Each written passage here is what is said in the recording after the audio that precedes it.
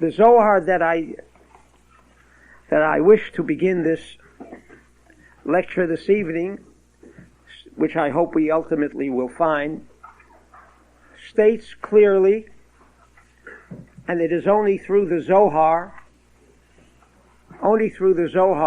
that we have the ability to achieve an expanded awareness of what lies ahead tomorrow.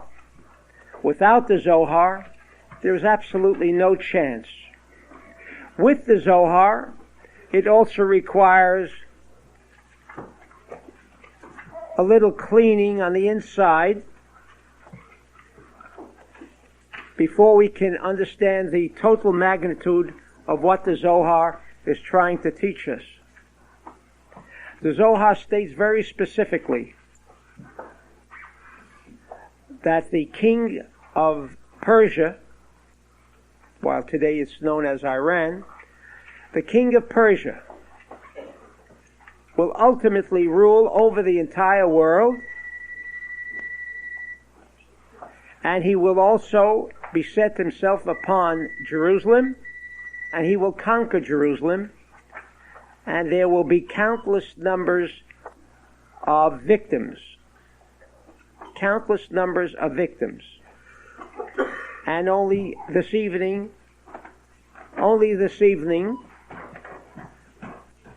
one of the people present here brings me a Wall Street Journal, page 1.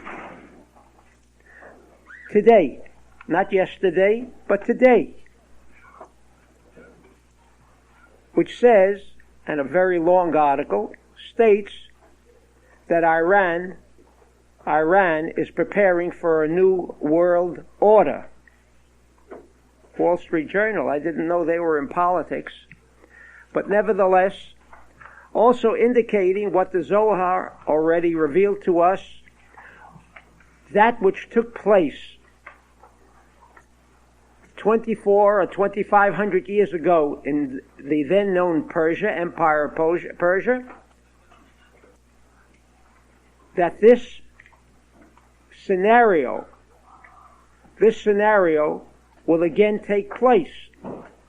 However, the Zohar departs from the original story of Purim, where the Jews, and that meant the entire world, had a device. We know what that device is. When Mordechai returned from Jerusalem, he returned with the oral information of the Zohar. All of the information. And it was only through the information of the Zohar that the Jew could achieve the victory, which was without arms, without battle, but a total surrender on the part of the Dark Lord. Because Haman is not a person that once existed and no longer exists. Haman has been with us, specifically with the Jewish people, throughout the ages for the past 2,000 years. He is what we call, and what the Zohar refers to as Satan, whose main objective is to cause and wreak havoc and chaos on the entire world, not only the Jewish people. That also appeared this week. Also this week, the ugly head of what I consider to be the corrupt rabbis who are white outside, who appear to be white outside and are very dark inside. Because the color of skin does not determine whether one is evil or good. We found the Zohar, and I quote, in Pashat Shlach Lecha, Daf Samach Hey.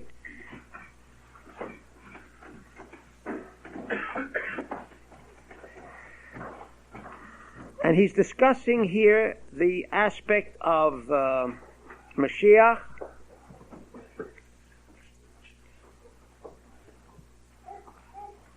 Kloma, ma nishma mizeh le'inyan melech HaMashiach. He also brings the verse from Daniel, which I will begin quoting. Paris prisat malchutecha be'hivet lemadai uparas. As we all know, Daniel was a major player in the scene of Purim as well. Although his name is concealed, but he is known according to the Zohar and according to the Ari. The word Hatach, which appears in the Megillah, is really Daniel. And we also have learned in the seminar on Purim that Hatach is the word that we will be concentrating on this evening, which is the three letters of Kaf, He, Taf, which is the identical letters for the name of Daniel. And Daniel, incidentally, for those of you who are not familiar, Daniel, the book of Daniel, the major writings of Daniel, is written not in Hebrew, but rather in Aramaic, a language that is still presently spoken in Persia and the outlying sections, principally in the northeast of Iran. And on this verse in Daniel,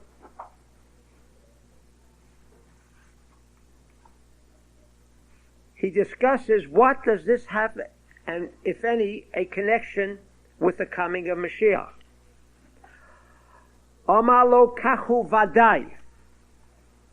It is absolutely so, because the destiny of Persia is locked up with the destiny of Mashiach.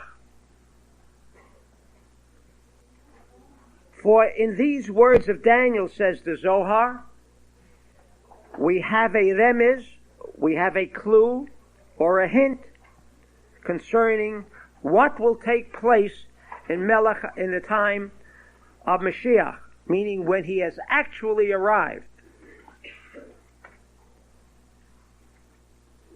Dahainu Mashiach ben Yosef will come, ve'achar kach yishlot melech Pras, and then the king of Persia shall rule, v'yichvosh harbe meluchot, he will conquer many, many kingdoms, v'hu yishlot al eretz hagdosha, and he will also rule over the Holy Land of Israel.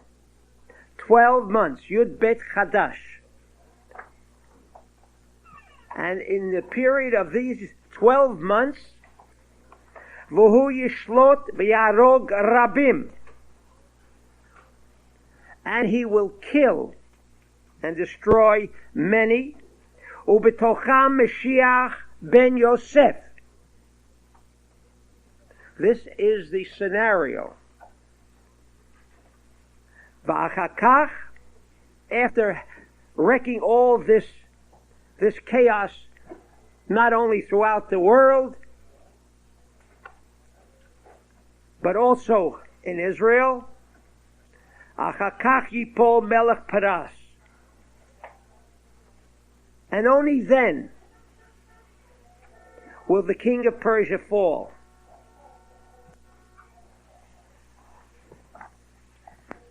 That Wall Street Journal must have taken a clue from the Zohar, because it describes Iran in just that position. It is a determination of conquest of the entire world, and before the fall of Russia,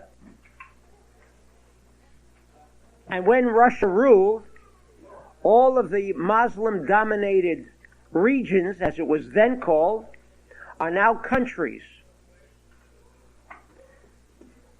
and the beginning of Iran's domination, which, according to the cassette, is already upon us. However, there is one major difference that the Zohar, throughout its teachings, mentions. While the cassette, as the stars, compel, meaning that is the scenario, it does not impel, meaning the same scenario of a king of Persia who will create havoc throughout the world, including Israel, victims of untold numbers. That aspect can be changed. The king of Persia will rule over Israel, but with hopefully, and I don't mean hope in a sense like the rest of the Jews, like in the concentration camps or in the end times of the Inquisition in Mexico, Brazil, Spain, and almost half of the known world then, wherever Jews lived, who underwent the Inquisition, who always hoped and prayed, never with success. Never with success. And today, those same rabbis, all over the world, have openly declared, and a good majority of them, have openly declared war upon the Zohar.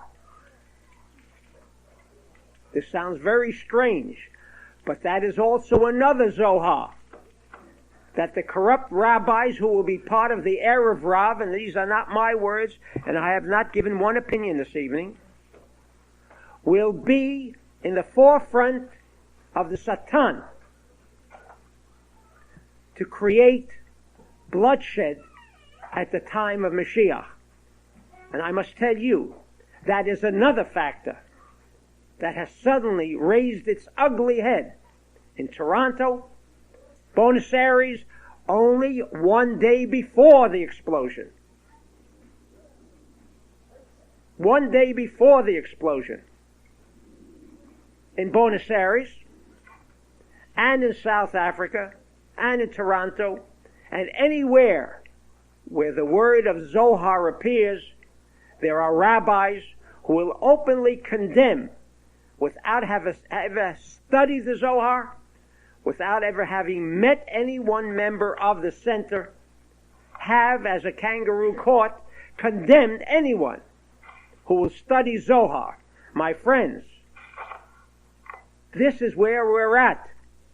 We can either listen to those corrupt rabbis and leave things carry and move on as it has for 2,000 years, where the Jew must ultimately suffer together with the rest of the world, or are we going to change it? And one very important scenario, which some of you are aware of, most of you are not. The two major players in Iran today have understood what Jews have yet not understood, that the power of the Zohar can bring peace without bloodshed. The two major players of Iran today will be participating in a meeting brought about by the Zohar. This is the message that I have been given to all the centers throughout the world.